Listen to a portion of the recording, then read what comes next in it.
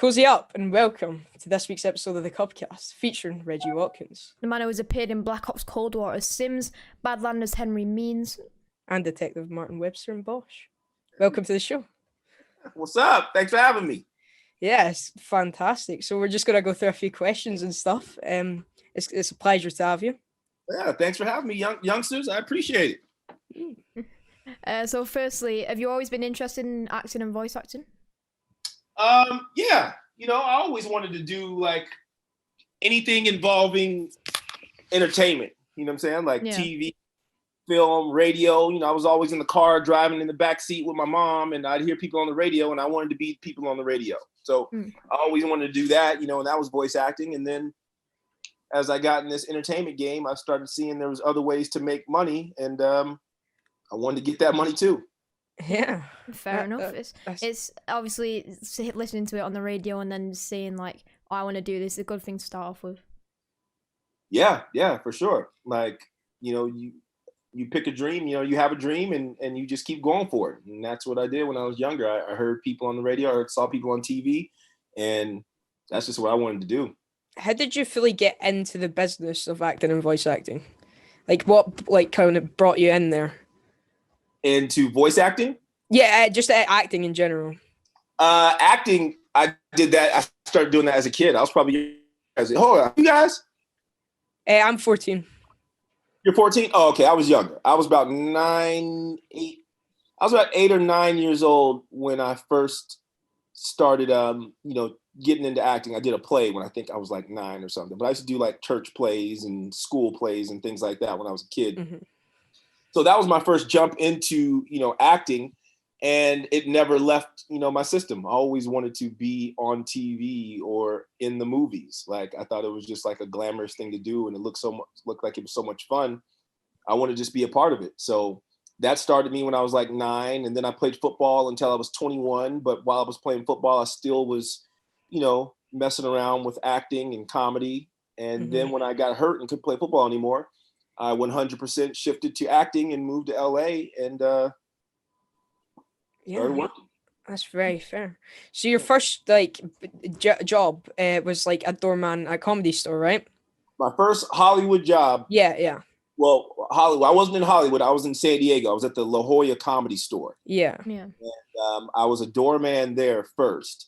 And while I was doing that, I was able to go back and forth to Hollywood to do comedy shows and hang out with some comedians and stuff that I would meet at the comedy store down in San Diego. Oh, yeah. So how was that as like a first kind of job into that industry, even comedy? It was cool. It was fun to be there with people. You're with a bunch of guys who are just trying to be funny all day. So, I mean, it's never boring, right? Except for a lot of comedians are pretty depressed people. So sometimes you're hanging out with people who just aren't happy with life. They're funny, but they're not happy with life, and that can drain on you. So I had to eventually get away from that. But it started out pretty cool. I had fun running around, doing a bunch of shows, traveling with friends, and meeting some cool and dope comedians who are stars to this day. It was really a interesting time. Yeah, it's a pleasure to have another voice actor from Call of Duty on the show, because it's a franchise that me and Aaron have been both playing since we've been like really young and love it a lot. How was it working in the game? Since you've been really young, you're still young. What are you talking about since? Yeah, when did you guys start playing? Definitely not since I was like 4. Definitely not. Yeah, I was like 5, I think. Yeah. You started playing, you were 5. What? So you guys are like experts at Call of Duty. Someone calls exports, but definitely. What's your KD ratio? That's a thing, right? KD ratio. Yeah. What's the ratio? I don't know. I'm not going to mention mine. Yeah, I don't know. I'm not doing very good either. I'm like 1.30 or something like that. Okay. But yeah. What were you saying one more time, Thomas? You were saying something? Yeah, I was just saying, how was it to work on like a COD game for the first time? It was dope, man. It was really cool to, because when you get this game, you don't know that you're auditioning for Call of Duty. You just know you're auditioning like to play some soldier and some secret type of thing. Now you can kind of guess that it might be like Call of Duty because of who's casting it and the material that you're doing, but you don't know for sure it's Call of Duty. So All I knew was that I was playing a soldier and I had to run around with a gun and act like I was shooting some stuff and sweat a lot. And that was it, you know what I'm saying? And then eventually you book the job. But being there with all the other actors and all the other people was just really cool because you meet some really great people. And, you know, you're in Call of Duty, which is a huge franchise around the world. And you get fans, and it's pretty dope that people message me and want to talk and send me pictures. Sims has a lot of outfits. Which one is your favorite? I would say my favorite is the one that's out right now. The one where I've kind of got like a vest on and sleeveless and bald head and glasses. It's pretty dope. Like, it kind of reminds people of Blade. I really like it. I think it's a fun one. You know what I mean? People are really enjoying it. I can't really talk. I mean, you know, the other ones I've seen have been pretty cool. Like the Max Sog, where I've got like the skull here, are pretty. The flannel. I seen a bunch of different. I seen one where I was like a 1920s gangster looking type thing or something, in like a suit in a red tie, and that's pretty dope. Like, yeah, been some pretty cool ones. What do you guys like? Have you seen what skins have you seen that you like? I think of all of them, but mine's for the one with like you have like a flat army cap and like a pistol on your chest. Okay, yeah. I like that one. The one that you like the most is actually my least favorite one. Oh, really? Yeah.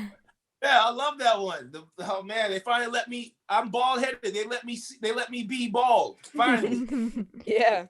I like the one where he's in like the suit, you know, the suit with the little top hat, and he has the necklace chains and stuff. That's pretty cool. That's funny, but changing subjects, I saw you're the co-founder of the Valley of Change, an organization brought together to fight racism. What sparked the urge to become an activist, and we support your cause? Well, it started with just you know, seeing things that go on in our country and around the world. You know, there's a lot of divisiveness and a lot of division that goes on, especially at the upper levels of government and hell, corporations. So when the civil unrest started happening around George Floyd and Breonna Taylor being murdered in the United States, it just gave me a sense of urgency to get out and let my voice be heard, and also, you know, show my son some activism and make sure that he knows that, you know, you got a voice, you can get out there and just say something. You know, you don't have to wait for other people to do it. You can be the change you want to see. Just get up and do something and say something. If you see something, say something. If you don't think it's right, have an opinion about it, you know? And that's what got me out there and wanting to do it. And we just continue to do it, you know? It turned into a pretty nice organization in our part of Los Angeles, where we're raising money and proceeds, and we're feeding the homeless, and we're helping local politicians, and we're just giving people education, because knowledge is power. Yeah, I mean, it must take a lot of time, courage, and yeah, in general, it really is. It makes something, and you've met Tony Todd, right? Yeah. How was that? How do you know Tony Todd? Candyman. So you watched Candyman at 14 years old. You watched Candyman and Transformers. Yeah. Oh, okay. Final Destination. No. Destination. There you go. I haven't. I still to this day have not watched all of Candyman. I haven't gotten through it. When I was a kid, it was a big deal, very scary. Candyman used to scare the hell out of everybody. And so to this day, I still haven't seen the whole thing. But yeah, I met him on Badlands, and he was just really cool cat, you know, great actor, chill. We had a good time laughing, talking about, you know, past days that he had working in movies and TV and stuff. And yeah, it was really, really a cool deal. Yeah. Do you still keep in contact and stuff? We're Twitter friends. You know, sometimes you guys will learn this, or you probably already know. Yeah. You know, sometimes you got some friends that you hang out with in real life, and then sometimes you just got the Twitter homies, you know, and you know, Tony Todd is a Twitter homie of mine. We chat and just stay in touch every now and then on Twitter and say hello and retweet each other's stuff. Yeah. It's a good thing to like meet and then obviously build a connection and then continue that, especially. Oh yeah, man. You got to keep in this town. It's about relationships. You know, you got to have relationships and stay friends with people if they serve you. You know, if you don't want to stay friends with somebody who is a jackass, that's a waste of your time. It makes you look bad. So yeah, you stay cool with people who are cool people. Yeah, makes sense. I also want to touch on the fact that like you're very influential to a lot of people, in like the fact you can think anyone can follow their dreams and no matter their living situation. Yeah, well, I mean, you know, you can try to reach a dream. Yeah, everybody can try to achieve a dream. Now, are there things in place that kind of stop people from getting to those dreams? Yes, there's no doubt about it. That's one of the reasons why the Valley of Change is still fighting, because there is institutional racism, there's institutional sexism, there's stuff that goes on along every line of anything you can think where people would be discriminated against for certain things. But that should not stop you from trying to get where you're going to go. Doesn't mean you're going to succeed, but keep trying. Yeah, that's it. Follow. Doesn't mean it's going to happen, but you can keep following your dream and keep trying and trying and trying. Yeah, that does make sense, especially people having like that hope that, you know, they can always do what they want to do if like they, or not always, but try their best and, you know, try and do it. Yeah, at least try, and then fail, try again, fail some more, and then eventually you got to figure out if you want to keep failing or you want to do something else. So, and that brings us on to the topic. You host an acting workshop where children can take up acting with you. And to pursue their dreams of being an actor. How does that go? It must be absolutely fantastic being able to meet so many kinds of people and help them out. Well, it was cool before COVID, you know, yeah, true. You know what I'm saying? We were able to do it in person and have like a big group of people. I still coach actors, young and old, to this day, and help out, you know, just, you know, give people an understanding of what acting is. Some people, you know, most people think that acting is just memorizing lines and then saying them on TV, but that's the furthest thing from the truth of what our job is. Our job is to listen and respond, right? And that's just what people do as humans. Right now, I'm talking to you. You guys are listening to what I'm saying. You're nodding your head because you agree with what I'm saying, right? Now you're smiling because I'm telling you what you're doing, right? That's just what we do. We listen and it affects us. That's what acting is. But then you have to add in, the response was written for you, and you have to make it look like it wasn't written for you and you've never said this before, right? That's the hard part that a lot of people don't understand, because everybody thinks that it's so easy. You can be on TV. I can do this. I can do that. No, you can't. I mean, not everybody's supposed to do this, and it takes a special, you know, it takes special skills, takes memorization, and it takes a certain level of confidence to get out there and be willing to mess up or look bad or not get a job, and how are you going to keep responding to it? Yeah, I mean, when we were talking to Piot, he said that a lot of people can do like impressions and stuff, but reading a script and going by that one character is a whole different story.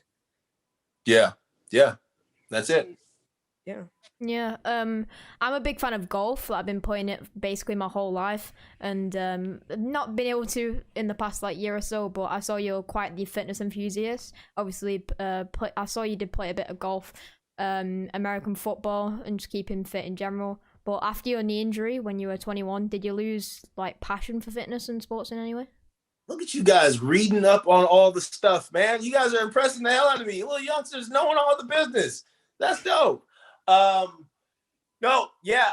a fitness enthusiast, you know, like not to a point. I'm not crazy counting macros and all that dumb stuff. I mean, not dumb stuff, because it's good for people. If that's your lifestyle and you want to be like shredded and 6-pack abs and all that stuff, I like donuts, man. I like cake. So I'm going to work out the way I want to work out and make sure I stay fit. I work out just enough so that I can eat as many donuts as I would like. So that's my deal. But yeah, I played football until I was 21. I play a little, I mean, I don't really play golf. Maybe you saw me hitting some balls or something, you know, at a driving range. I've done that a little bit and I'm getting better at it. But yeah, I'm a sports enthusiast and fitness enthusiast. I feel like it's just good for you. You know, it's good for your health, overall health, to stay in some kind of shape and do something. And it's good for your mental health to like discipline yourself to set aside an hour or 2 hours to work out, you know, every day or every other day. Yeah, and it makes you feel like you're accomplishing something at the same time, right? Exactly. And you have quite the like comedic skill set, including your few videos on YouTube, like Cheaters Be Like and Dudes Be Like. Very, very great videos, by the way. Oh, thank you, man. So long ago. Thank you.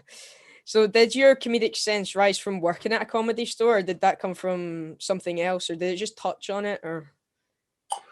No, you know, that's just been me. My whole life, I've always saw things and tried to think of the comedy angle to it, you know, or think of another way that it might be funny or something. I'm a serious guy, but even through the seriousness, I'm always looking for the brighter side of everything or the joke in something, because life is too short, man.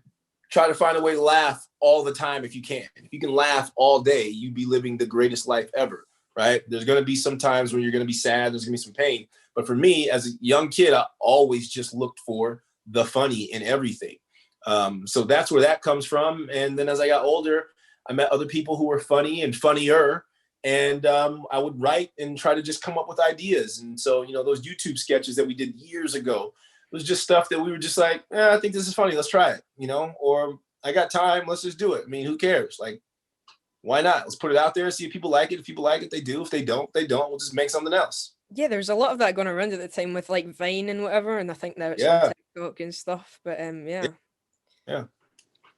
It does make sense, but I saw you and Lazar have like quite a bromance in Cold War. Like you have a good relationship. Did you build a connection with Damon Dayoub in having that friendship in game? Yeah, that's my buddy, man. Like, you know, the first couple times we worked together, he drove me home. My car was in the shop, and so he drove me home, and we were in traffic. You know, if you guys one day you'll get to LA and you'll see that LA is lots of traffic. That's all it is. We drove, and we were in the car for about driving home. It took us probably about 2 hours to get home. And so we just be talking about everything, you know, talking about life and what's going on. And we just came to realize that we were just like really good friends, like really just like-minded people who like were just cool. And so we stayed friends. And then when we shot our scenes, we were just, you know, it just felt even buddy, you know, it was just easy work when you work with people who are cool and like-minded.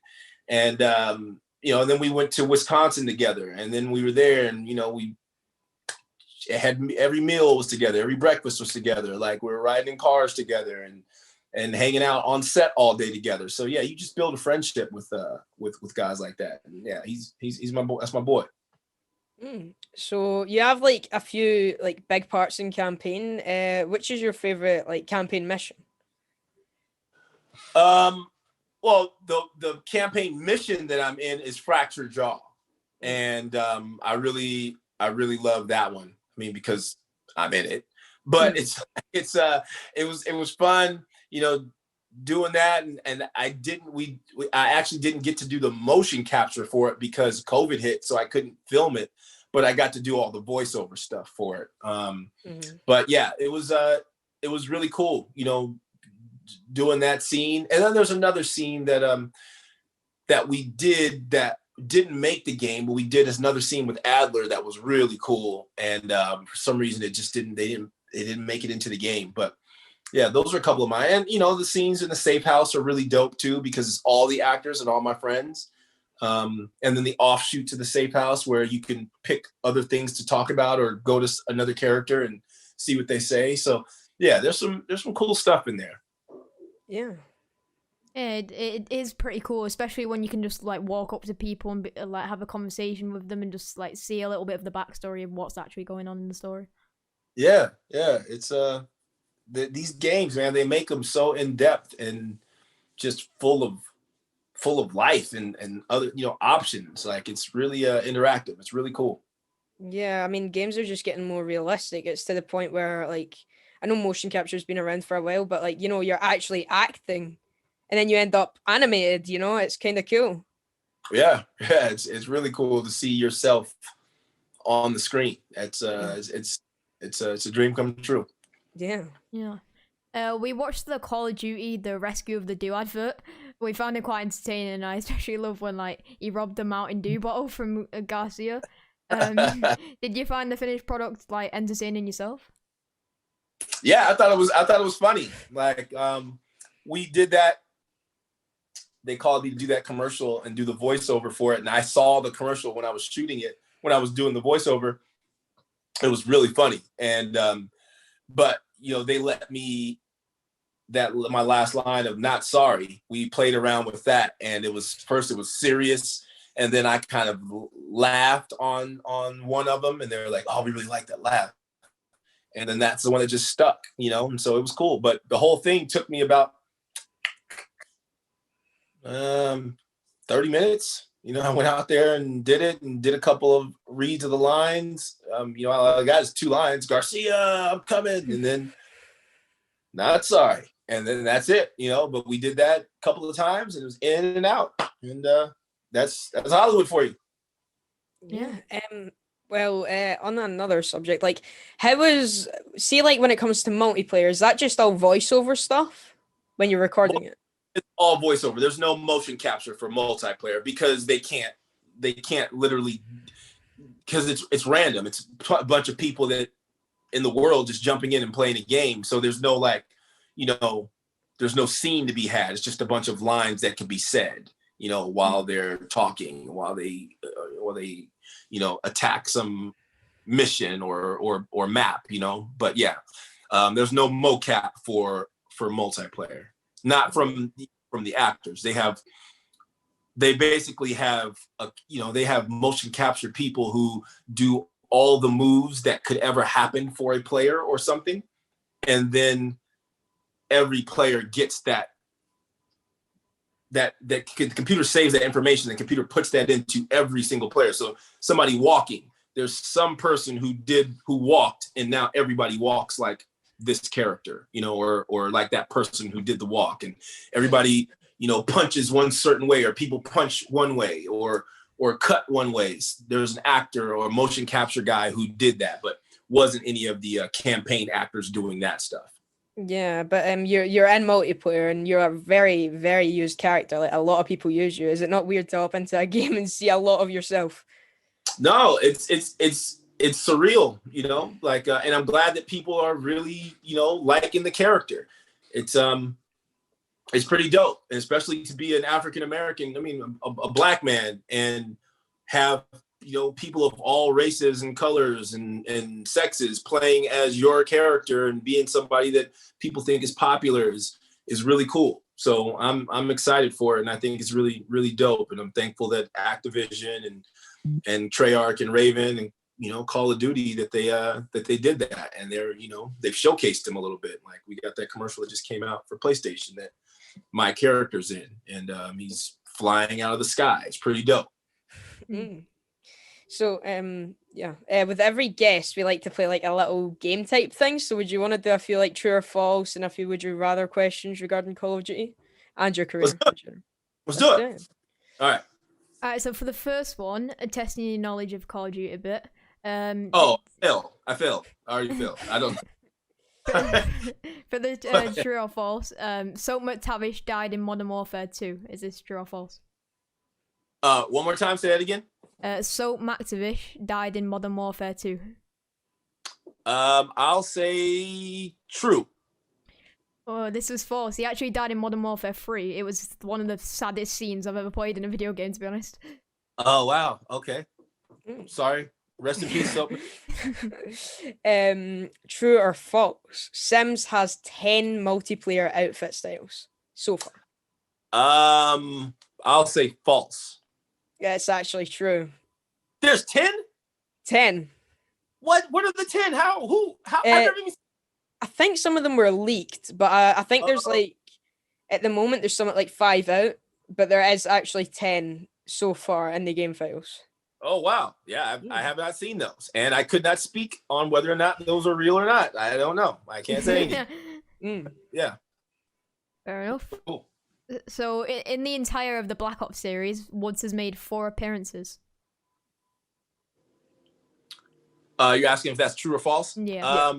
going to say, I'm gonna say true. Yeah, you're right.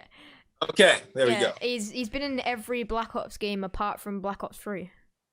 That's what I thought. Yeah. And now we've got some would you rather questions. So this is a bit of a weird one. Would you rather be Sims, a kind of out there, or would you rather be Martin Webster, a more real cop? I'd rather be Sims. Mm. I like Sims, you know, CIA operative and saving the world. Yeah. So you like being out there type thing. Yeah. That's cool to be out, you know, in the jungle and helicopters and do all that stuff. Yeah. Yeah, that would be pretty cool. So if you could only do one for the rest of your life, would you rather only be able to voice act or only act?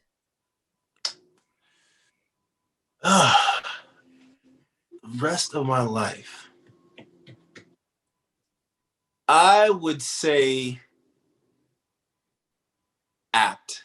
I love acting. It's my favorite thing to do, is to be like, you know, in scenes with people, taking energy off of other people and giving energy to other people. So yeah, I would say if I had to pick one, it would be acting. Yeah, having you guys on the show, it's kind of weird, but like we're always like really nervous going into it, and like when we're here, it just kind of the chemistry just kind of builds and it becomes normal. Thing. Yeah. So it's really cool to get to know people. No, you guys are good at your job. Doing good. Thank you. Would you rather play a Black Ops game for the rest of your life or a Modern Warfare game for the rest of your life? Well, I don't know what the hell Modern Warfare is, so I'm going to say Black Ops.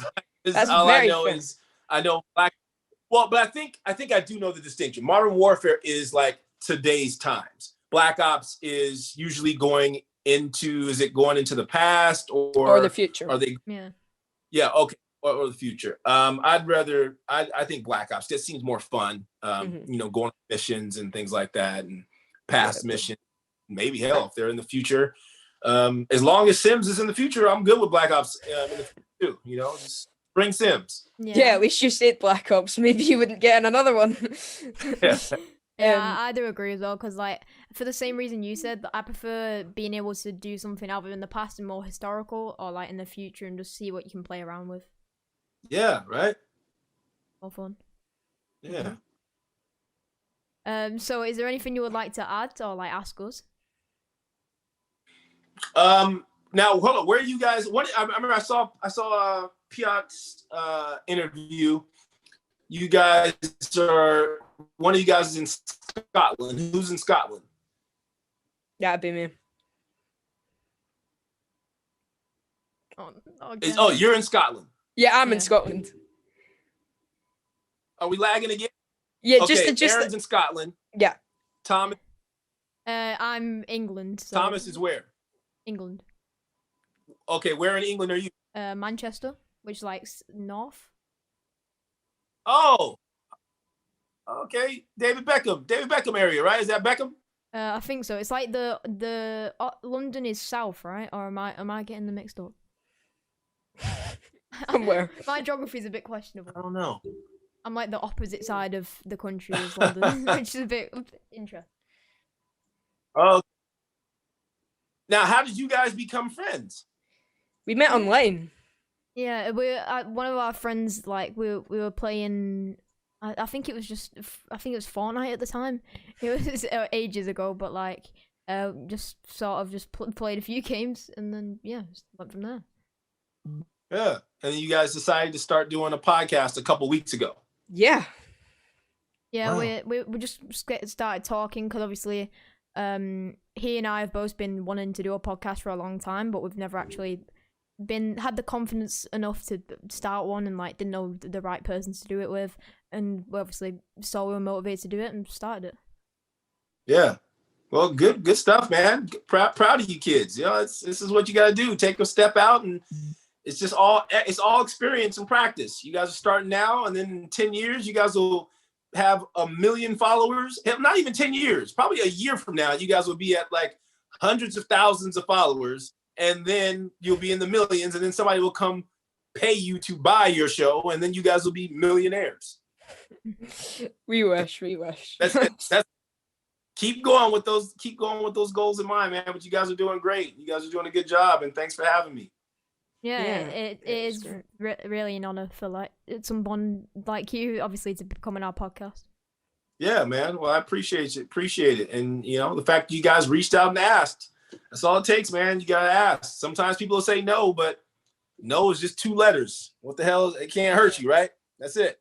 Yeah, that is factual. And just one last question. Moving to LA, did it live up to your expectation? LA, like Los Angeles.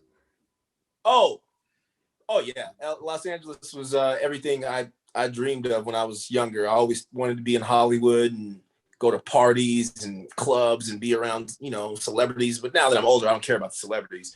But the atmosphere going out, and just there's a good energy here, in LA. There's a bunch of people chasing a dream. And whenever you've got all that around at one time, the energy level is just amazing. So I just love how the city is just electric. It's expensive, but it's electric. Yeah, it's great. It is. And I think that's about it. We really do appreciate you, especially considering we're a new podcast. Wow. Not a lot of people would say yes, but as you say, we just have to try, isn't it? Would you like to take the pleasure to sign off tonight's show? Let's do it. Yo, I want to say a huge congratulations to Aaron and Thomas and the Cub Cast podcast. Phenomenal interviewers. Thank you so much for the interest. Reggie Watkins, Call of Duty Black Ops, Cold War, Sergeant Lawrence Sims. Make sure you're playing as me and don't be getting killed. Appreciate y'all. Peace. Thank you.